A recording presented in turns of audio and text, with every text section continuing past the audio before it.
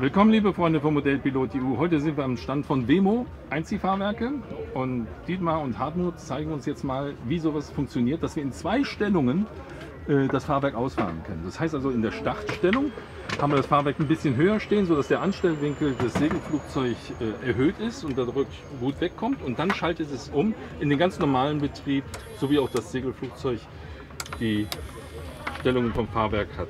Wie funktioniert das? Ja, sogenanntes Hybridfahrwerk. Das hat 3 Radstellungen, eingefahren, so kennt man es, ausgefahren wie beim Standardfahrwerk. Und jetzt gibt es eben hier noch eine dritte Radstellung. Man hebt das Modell mit der linken Hand an und fährt in die Ausfahrposition. Jetzt kommt das Rad ein bisschen aus dem Rumpf unten raus. Also zur Hälfte ausgefahren? Ja, so zur Hälfte ungefähr ausgefahren. Jetzt fasst man mit der rechten Hand runter und zieht das Rad nach vorne. Und jetzt bewegt sich das Rad 49 mm nach vorne und hebt das Modell um 15 mm an. Und das ist jetzt mechanisch verriegelt? Das ist noch nicht verriegelt. Jetzt muss man diesen Hebel, der hat sich gerade in 2 Teile getrennt. Aha. Das brauchen wir eben, um diesen weiten Weg gehen zu können. Und jetzt muss man diesen Hebel erst verriegeln. Und dann schnappt das in diese Kugel? Genau, in diese Kugelverraschtung, und damit schaffe ich die Verbindung von dem Servo zu dem Fahrwerk. Okay. Und jetzt habe ich eine mechanische Verkniung in den Endlagen von den Führungsbahnen. Von diesen Führungsbahnen haben wir eben in dem Fall 2 und ein Standardfahrwerk hat eine. Ja, so kennt man es. Genau, so kennt man es. Quasi eine Art V, was ihr da gemacht habt. Genau, das ist so ein V. Eine Bahn für die Landeposition, eine Bahn für die Startposition. Durch diese nach vorne geschobene Radposition. Und ihr habt hier auch noch eine Feder drin. Ja, genau. Das ist ganz neu. Das ist ein Federsystem. Wenn das Modell einfedert. Also kein Feder mehr hier unten drin, also jetzt gegen Stoß, sondern ihr habt sie hinten drin. Wir haben sie hinten und können mit dieser Federung Modelle von 10 bis 28 Kilo abfedern. Immer gleiche Baugröße, unterschiedliche Federn. Sehr leicht, 185 Gramm. Das ist die Feder und das ist ein... Das ist eine sogenannte, das ist eine Ölzugbremse, die hindert die Federn am schnellen Auseinandergehen. So, sonst würde das Modell vom Boden wegspringen. Ja. Und die lässt eben die Federn nur ganz langsam auseinandergehen. Das ist cool. Und damit saugt sich das Modell beim Landen richtig am Boden fest. Mach nochmal. Ja. Ja, das ist obercool. Man sieht auch, eine kompakte Einheit. Ne? Ja. Wenn ich es loslasse, geht es ganz langsam wieder raus. Ja. Und so verhält sich das eben auch beim Landen. Wenn wir jetzt mit dieser nach vorne geschobenen Radstellung, steht der Segler viel steiler beim Start und das Modell verliert die Neigung, nach vorne zu kippen. So, und jetzt fahren wir wir sind jetzt gestartet. Genau, und jetzt fahren wir ein. Jetzt klappt es ein und ab jetzt kann ich nur noch in die Landeposition. Wenn ich jetzt landen will, geht es nur noch in die Position. Also man kann es nur manuell beim Start nach vorne ziehen. Dann habe ich eben beim Start die nach vorne geschobene Position, die eigentlich ideal ist. Und beim Landen die nach hinten verschobene, weil dort befinde ich mich im Schwerpunkt. Und da will ich auch im Schwerpunkt landen, damit das Modell hinten nicht hart aufschlägt. Wenn ich jetzt das Fahrwerk künstlich 40 mm nach vorne baue, habe ich den gleichen Effekt, kaufe mir aber Nachteile beim Landen ein. Und wir haben eben diese 2 Stellungen immer in der richtigen Position.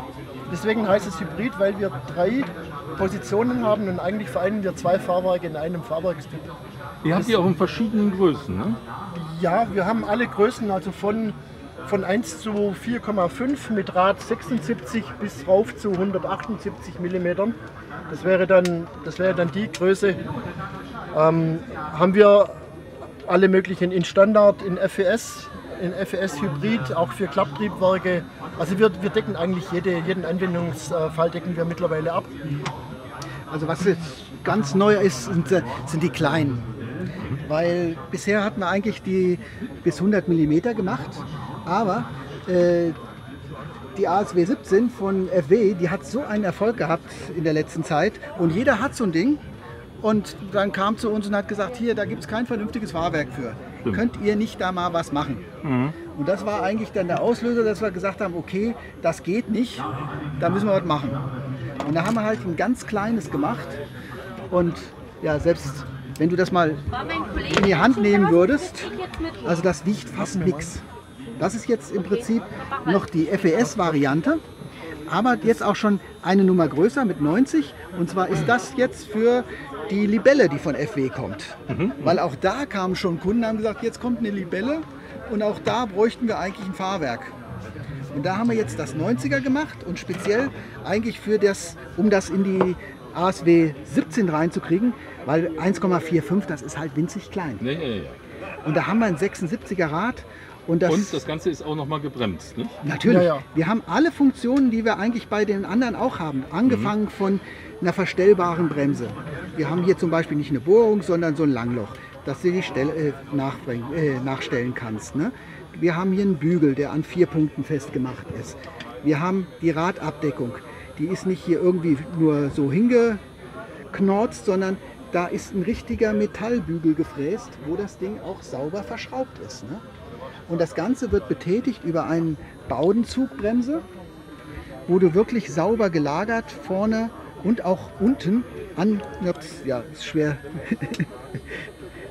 Ja, genau da hinzukommen, einfach um das ideal umzusetzen. Ne? Ja, und das Ganze eben auch schön leicht. Wir haben das die jetzt. Baugröße ist sehr klein. Das ist Naja, sehr schön. Genau. Also gut, wir sind eben von dem vorhandenen Rumpf ausgegangen und haben den Spendensatz auf den Rumpf angepasst.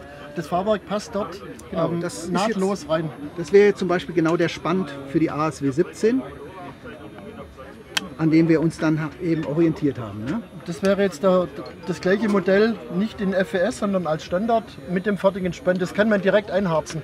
Da gibt es überhaupt nichts mehr rumzuschleifen, sondern das ist einfach fertig für den Rumpf gemacht.